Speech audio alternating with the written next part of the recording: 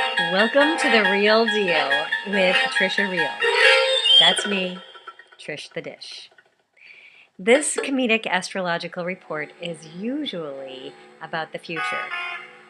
But because December has been so extra full, I will give a summary of early December as well as talk about energies that are imminent. As usual, some of the characters from my Zephram Gates books will be helping me with this report. On the new moon on the night of December 6th, Mercury turned direct, and we also began a whole new lunar cycle. Time to clear away the past and pave the way for a new future. This cycle culminates on the full moon on December 22nd.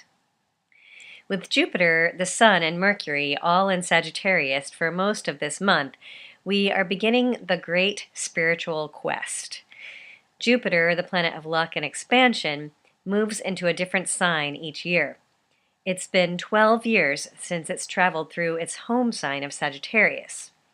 This December has been a time to create a vision for your New Year's wish list and look forward. Look before you leap. That's what I always say. Thanks for that wisdom, Gussie. So this December, Mars and Neptune have been in a close conjunction in Pisces, the last sign of the zodiac. We may have been experiencing an empathy overload while also looking at real feelings we need to heal in ourselves. Personally, I blame the microwave for all of our problems. Anything that gets that hot without fire has got to be the work of the devil. Okay. With squares to Neptune this December, we've also been waking up from certain illusions in our lives and ways we've been in denial. Denial ain't just a river in Egypt, you know. Because Saturn moved out of its shadow period in Capricorn on December 11th, we are moving into some new territory and solidly embracing commitment and integrity. We're reflecting on the last 6 months and moving forward in a new way with greater maturity. I've learned that age is a very high price to pay for maturity. True. In early December, Venus was going forward through territory we've already been through. So we've been retracing our steps in regard to deep emotions, love, passion, and art. As of December 19th, Venus moved out of its shadow period. We are finally moving forward. We're spiritually and creatively moving forward as Venus is also making a harmonious trine to Neptune. Venus is still traveling through some dark territory until January 8th, when it moves into Sagittarius and lightens the vibe. Speaking of dark, last night I was at the bar when the waitress screamed, "Anyone know CPR?" I said, "Hell, I know the entire alphabet." Everyone laughed. Well, except one guy. Geezer. Anyway, through a lot of December, there has been a grand trine of planets and water signs. This trine supports healing old emotional wounds. Really old wounds? 'Cause I hear they put gates around graveyards 'cause people are just dying to get in. By Thursday, December 13th, Mercury entered Sagittarius, so the truth-seeking has continued and expanded. This week, little Zephram Gates came up to me and asked, "Geezer, does a lawyer ever tell the truth?"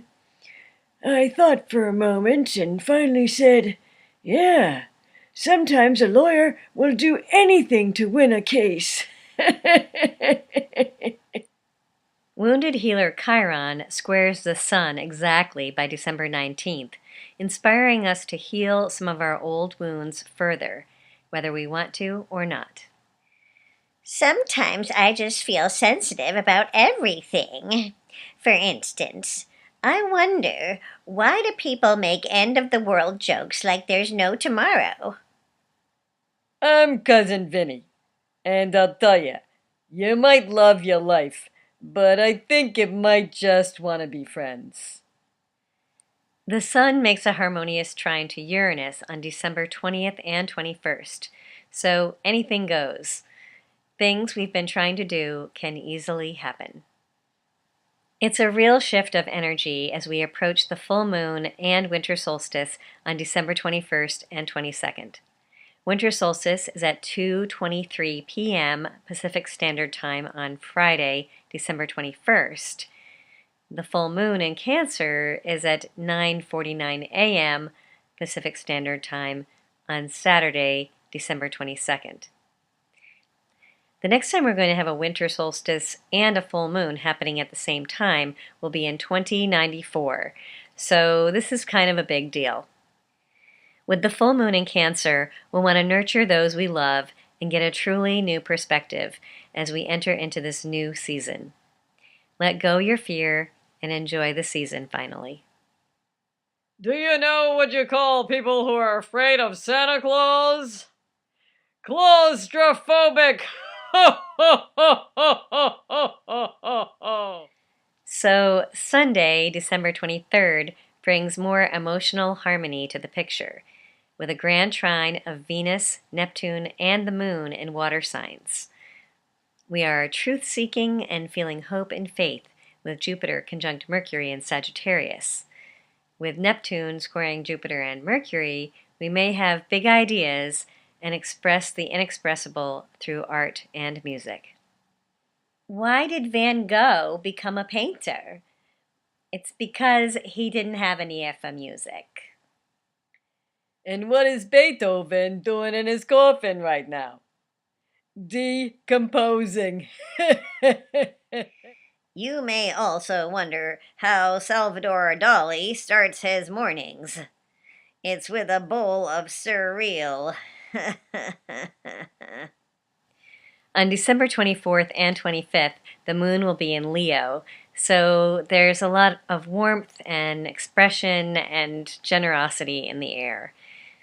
Mars conjuncts Chiron from December 24th until the end of the year, so we'll have an even greater focus on healing old wounds and coming to completion. It's beautiful, but it's also a humbling month as we shed deep unconscious issues and ride out the internal storm. This is all very important, especially for my depressed elves, who are suffering from low self-esteem. This healing intervention is the darkness before the dawn. As we end 2018 and enter the new year, Mars will enter Aries. So there's a lot of energy for moving ahead with action. Since the Sun will exactly conjunct Saturn in Capricorn on the 1st of January, there's also a great deal of caution and a need to respect the rules of the road. Speaking of respect, do you know why the cowboy died with his boots on? He didn't want to stub his toe when he kicked the bucket. So, the new moon partial solar eclipse on January 5th at 5:28 p.m. Pacific Standard Time is when the moon passes between the Sun and the Earth. This partial solar eclipse will be seen from parts of East Asia. It will show us the vibe of 2020, with a focus on the need to transform political structures to support the dire situation we're in as a people and as a planet. Yeah, I was thinking that if number 45 goes to prison, it will be his first complete sentence. With so many energies in fire and earth as we begin the new year, this new year is a year to be bold and honest and grow into your destiny. Discover a purpose that is higher than yourself and make 2019 your bitch. Shed the weirdness of the past and believe in a new world for yourself. The old world is dying, with Uranus and Pluto in the last phases of the Uranus-Pluto square that started in 2010, also known as the Great Depression era aspect. We are watching a crumbling system come to an end. And with Pluto in the late degrees of Capricorn from now until 2025, We are watching the death of political structures before our very eyes. You know, we have so many disorders these days. ADD, OCD, ADHD. We don't even have time to pronounce all of the words anymore. Holding on to a system that is dying won't work. Be part of creating the new world and you will thrive. Be part of the change you want to see. You know what you call 13 witches in a hot tub? A self-cleaning coven. Stay tuned for future astrological reports through the Om Shala newsletter and YouTube. Subscribe to my channel and share this video with others if you've enjoyed it. To support The Real Deal into the future and to also help with the publishing costs of my third Zephram Gates book, please become one of my regular supporters at my Patreon page, patreon.com/Tricia Riel. Links provided below. Our friend and my birthday sister, Kelly Compost, Hugh Johnson, got into a major car accident a few weeks ago and will be healing many bones in the hospital for up to 6 months. So I'm also providing the link to the GoFundMe page for the medical bills for this very special person. See that link below. And this concludes The Real Deal with Tricia Riel.